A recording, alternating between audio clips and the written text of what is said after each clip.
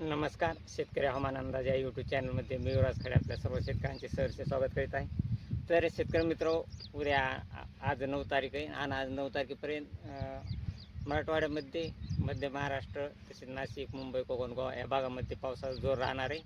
आणि खास करून सांगायचे म्हणजे शेतकरी मित्र, सध्या हा पाऊस 23 तारखेपर्यंत पावसाचे प्रमाण थोडे अल्प राहणार आहे. परंतु 13 तारखेपासून पुढं विदर्भामध्ये 13, 14, 15 आणि 16 हे 3-4 दिवस विदर्भ साईडला थोडा पावसाचा जास्त जोर राहणार आहे. विदर्भ साईडला पाऊस हा जास्त राहणार आहे. चंद्रपूर, भंडारा, गोंदिया तसेच अकोला, अमरावती या भागामध्ये देखील हा पाऊस राहील 13 तारखेपासून. 13, 14, 15 आणि 16 या तारखांना.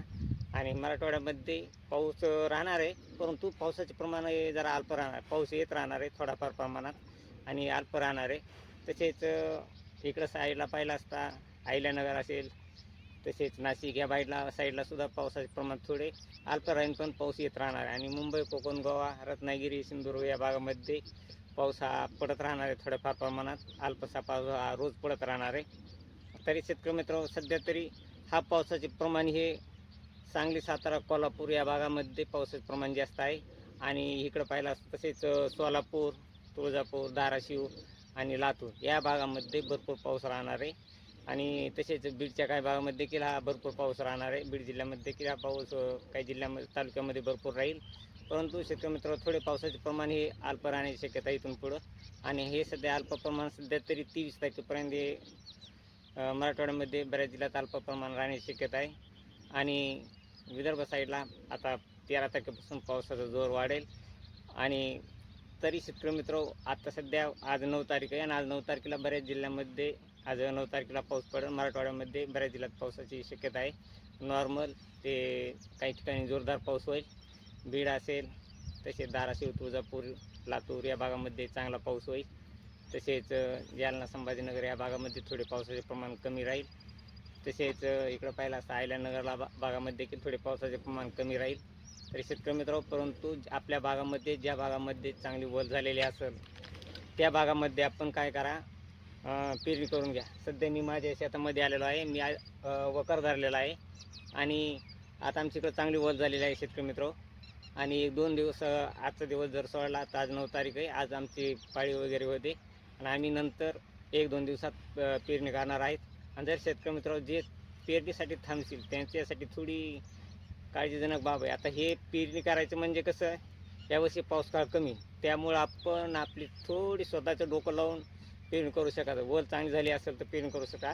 कारण हा पावसाळा आहे आणि पावसाळ्यामध्ये पाऊस सर्वसाधारण नॉर्मल पाऊस येत राहत असतो. एकदा उगून आलं की थोडाफार प्रमाणात पाऊस येत राहत असतो आणि पिकाची ही ताण भागवली जात असते.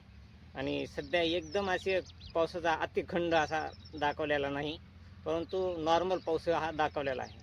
तर शेतकरी मित्र, पुढचं वाहन हे आर्द्रा नक्षत्र आहे आणि याच्यामध्ये वाहन हे गाढव असल्यामुळं 21 तारखेपासून हा दुसरं वाहन निघत आहे. त्याच्यामध्ये गाढव नक्षत्र आहे. त्यामध्ये देखील पाऊस हा आहे. पण काय असतंय, ज्या ठिकाणी पाऊस थांबन, गाढवाचं वाहनामध्ये ज्या ठिकाणी पाऊस थांबन अशा ठिकाणी चांगला जोरदार भरपूर पाऊस होईल. आणि काही ठिकाणी ज्या ठिकाणी पडणार नाही, म्हणजे गाढव हे कसं हुकलं पळालं तर परत डोंडावा करत पळालं तर पळत असतं आणि मग त्या ठिकाणी पावसाचे प्रमाण कमी असते. अशा काही भागामध्ये पाऊस चांगला राहील आणि काही भागामध्ये राहणार नाही ह्या पुढच्या नक्षत्रामध्ये. तरी शेतकरी मित्र, एवढी काळजी करायची सध्या तरी गरज नाही. पाऊस हा अल्पसा पडत राहणार आहे आणि ज्या ठिकाणी आपली चांगली वल झाली असेल अशा भागामध्ये आपण अवश्य पेरणी करा. तरी शेतकरी मित्र, पुढचा व्हिडिओ आणखीन अपडेट चांगले आल्यानंतर पावसाचे प्रमाण कसे राहील, काय राहील आणि कोणत्या जिल्ह्यामध्ये पाऊस राहील 11, 12, 13 तारखेला. कारण हा पावसाळा आहे. पावसाळ्यामध्ये वातावरण सातत्याने बदलत असते.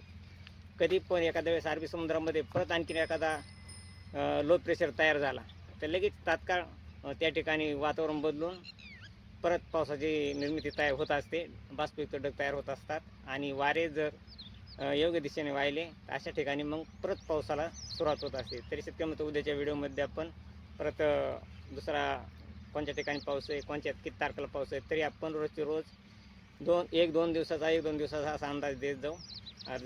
जे आपल्या चॅनलवर नवीन असतील अशा शेतकऱ्यांनी आपल्या चॅनल सबस्क्राईब आणि लाईक करा. जय हिंद, जय महाराष्ट्र, जय जवान, जय किसान. चला भेटूया पुढच्या व्हिडिओमध्ये.